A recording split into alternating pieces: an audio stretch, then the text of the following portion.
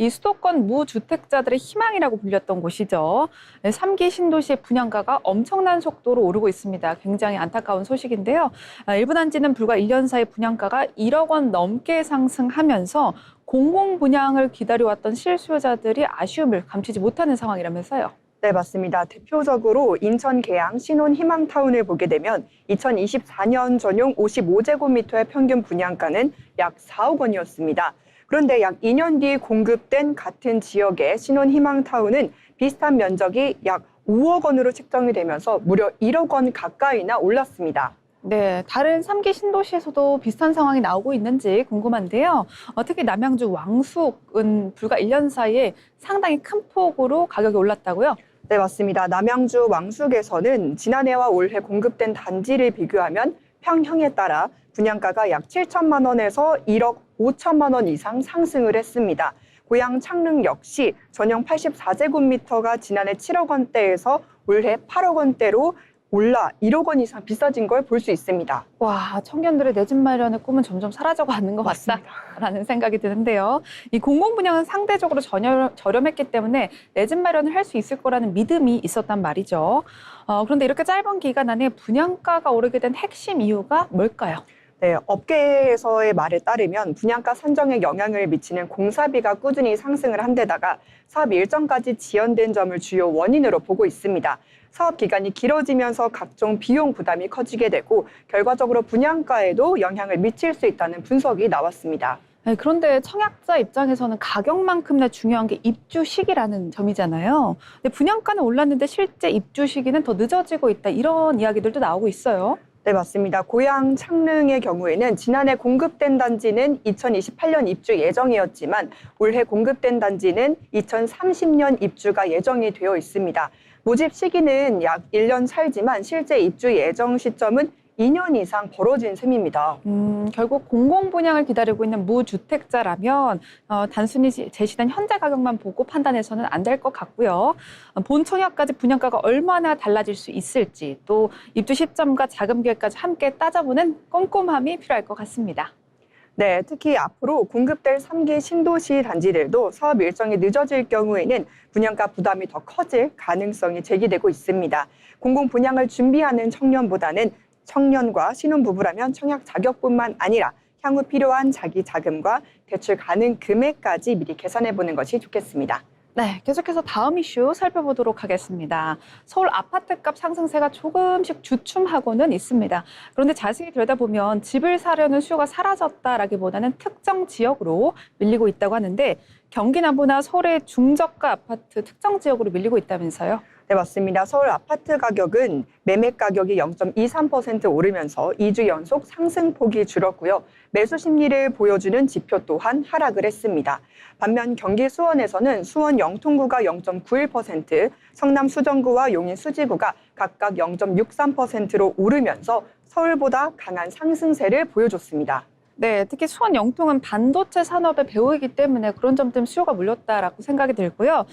가격 상승에 영향을 미쳤다고 하는데, 결국에는 서울 집값과 대출 부담이 커지면서 상대적으로 접근 가능한 수도권 지역으로 이동하고 있는 모습인 것 같아요. 네, 맞습니다. 그렇게 볼 수 있는 모습이고요. 특히 망포동 대당지나 영통동 리모델링 추진 아파트처럼 교통과 산업, 개발과 호재를 갖춘 지역들은 중심으로 가격이 움직이고 있는 모습 또한 같이 볼 수 있습니다.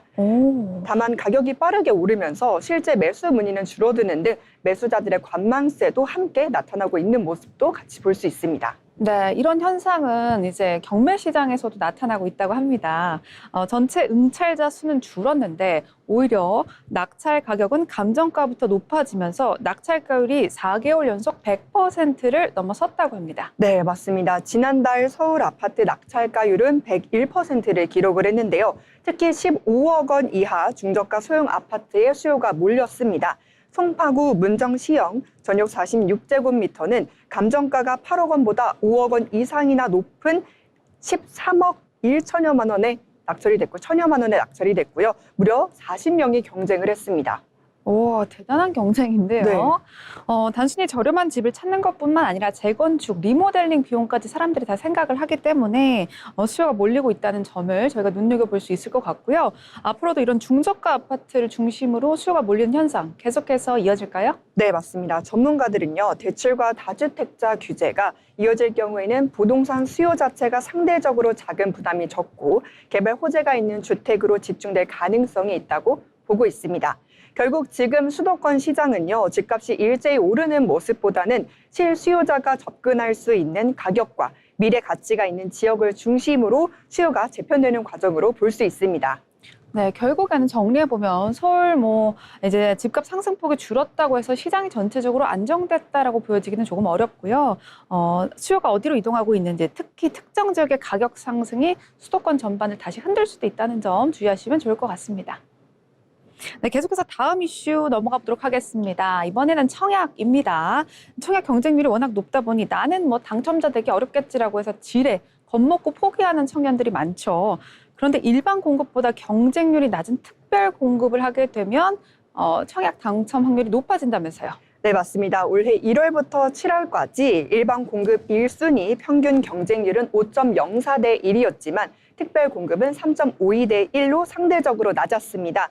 특별 공급 자격을 갖춘 무주택자라면 일반 공급만 바라보기보다는 자신에게 맞는 특별 공급 유형을 함께 살펴볼 필요가 있겠습니다. 네, 우리가 흔히들 특공이라는 단어를 들으면 신혼부부라든지 아니면 자녀가 많은 사람들에 해당하지 않을까라고 이제 이야기를 하는데 실제로는 여러 유행으로 나누고 경쟁률도 다양하다면서요.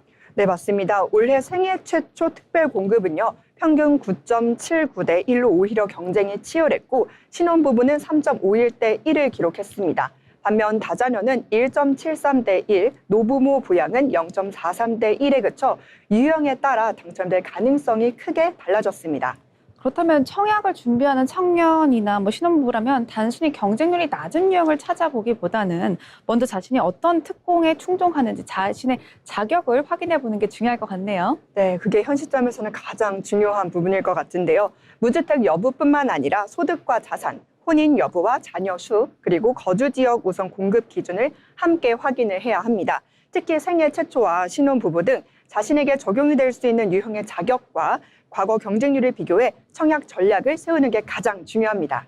네, 앞서 특공이 일반 공급보다 경쟁률이 낮다라고 말씀을 드렸는데 근데 특별 공급이라고 해서 모두 다 당첨 가능성이 높은 것은 아니었다고 합니다.